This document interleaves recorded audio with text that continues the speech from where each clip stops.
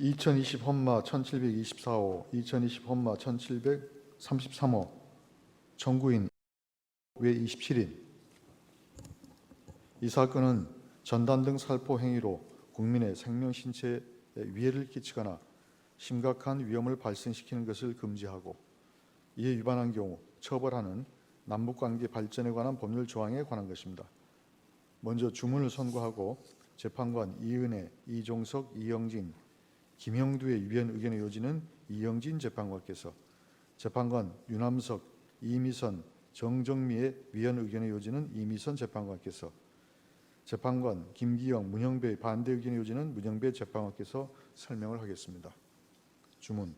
남북관계 발전에 관한 법률 제24조 제1항 제3호, 제25조 중 제24조 제1항 제3호에 관한 부분은 모두 헌법에 위반된다. 재판관 이은혜, 이종석, 이영진, 김영두의 위헌 의견의 요지를 말씀드립니다. 먼저 이 조항이 과잉금지 원칙에 위배되어 청구인들의 표현의 자유를 제한하는지 여부에 관하여 보겠습니다. 이 조항의 궁극적인 의도는 북한 주민을 상대로 한 북한이 용인하지 않는 일정한 내용의 표현을 금지하는 데 있으므로 이 조항은 표현의 내용을 제한하는 것입니다. 이 조항과 같이 전단 등 살포를 전면적 일률적으로 제한하지 않더라도 살포 현장에서 경찰이 국민의 생명 신체의 위해나 심각한 위험이 발생할 우려가 있다고 판단하면 행위자에게 경고하거나 살포를 직접 제지하는 등 경찰관 직무집행법에 기한 조치를 할 수 있습니다. 또한 전단 등 살포 전에 살포 시간, 장소, 방법 등을 사전에 신고하도록 입법적 보완을 하면 경찰이 이에 대응하기 용이해지므로 이 조항을 통한 제한보다 덜 침획적인 수단이 될 수 있습니다. 더욱이 이 조항은 전단 등 살포를 금지하면서 미수범도 처벌하고 징역형까지 두고 있는데 이는 국가 형별권의 과도한 행사라 하지 않을 수 없습니다. 이 조항으로 접경지역 주민의 안전이 보장되고 평화통일의 분위기가 조성될지는 단언하기 어려운 반면 이 조항이 초래하는 정치적 표현의 자유에 대한 제한은 매우 중대합니다. 그렇다면 이 조항은 과잉금지 원칙에 위배되어 청구인들의 표현의 자유를 침해합니다. 다음으로 이 조항이 책임주의 원칙에 위배되어 청구인들의 표현의 자유를 제한하는지 여부에 관하여 보겠습니다. 국민의 생명 신체에 발생할 수 있는 위해나 심각한 위험은 전적으로 제3자인 북한의 도발로 초래된다는 점을 고려하면 이 조항은 북한의 도발로 인한 책임을 전단 등 살포 행위자에게 전가하는 것입니다.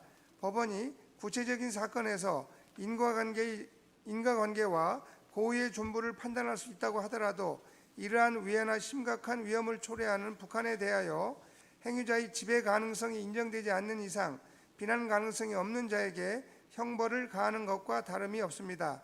따라서 이 조항은 책임주의 원칙에도 위배되어 청구인들의 표현의 자유를 침해합니다. 재판관 유남석, 이미선, 정정미의 위헌 의견의 요지를 말씀드리겠습니다. 먼저 이 조항이 책임주의 원칙에 위배되는지 여부에 대하여 보겠습니다. 이 조항에서 정한 결과가 북한의 개입으로 실현되는 것이기는 하지만 이는 전단 등 살포 행위를 원인으로 한 것임을 전제로 하는 것이고 결과 발생에 대한 고의와 인과관계를 요합니다. 따라서 이 조항이 타인의 행위로 인한 결과에 대해 그 책임 유무를 묻지 않고 형벌을 부과하는 것이라고 볼 수 없으므로 책임주의 원칙 위반은 문제되지 않습니다. 다음으로 과잉금지 원칙 위반 여부에 대하여 보겠습니다. 이 조항의 의도가 북한 주민을 상대로 한 북한 체제 비판 등의 내용을 담은 표현을 제한하는 데 있고 그 효과에 있어서 주로 특정 관점에 대한 표현을 제한하는 결과를 가져오므로 이 조항은 표현의 내용을 규제하는 것입니다. 전단 등 살포 전에 이를 신고하도록 하고 그 신고에 대해 경찰관 직무집행법 등에 따라 적절하게 대응하도록 함으로써 접경지역 주민의 생명 신체의 안전보장이라는 입법 목적을 달성할 수 있습니다. 따라서 이 조항은 형벌의 보충성 및 최후수단성에 부합한다고 보기 어렵습니다. 정보의 유입과 유통을 엄격히 통제하고 있는 북한의 특성에 비추어 북한을 자극하여 도발을 일으킬 수 있을 만한 표현의 내용은 상당히 포괄적입니다. 이 조항에 의해 제한되는 표현 내용이 광범위하므로 표현의 자유가 지나치게 제한됩니다. 행위자로서는 살포 시에 자신의 행위로 인하여 북한의 개입이 있을 것인지를 특수한 경우를 제외하고는 예측하기가 어렵습니다. 이로 인하여 표현의 자유에 대한 심대한 위축 효과가 초래됩니다. 따라서 이 조항은 과잉금지 원칙을 위반하여 청구인들의 표현의 자유를 침해합니다. 이상입니다. 재판관 김기영, 문영배의 반대 의견의 요지를 설명하겠습니다. 이 조항의 책임주의 원칙 위반 여부에 대해서는 재판관 유남석, 이미선, 정정미의 의견과 견해를 같이 합니다. 다음으로 이 조항이 가인금지 원칙이 위배되어 청구인들의 표현의 자유를 침해하는지 여부에 관하여 보겠습니다. 이 조항은 표현의 내용에 대한 제한이 아니라 전단 등 살포라는 표현 방법에 대한 제한으로 보아야 합니다. 이 조항은 북한의 가해 행위가 옳으냐 그르냐를 떠나 전단 등 살포에 대하여 북한이 가지는 강한 거부감이 현실적으로 접경지역 주민들의 안전에 심각한 위협이 되는 점, 실제 북한의 가해 행위가 발생하기도 하였던 점, 이로 인하여 남북관계가 경색되면 평화통일을 지향하는 국가의 책무를 달성하는 데 실로 큰 부담이 되는 점을 종합적으로 고려하여 입법된 것으로 입법자의 이 판단은 존중되어야 합니다.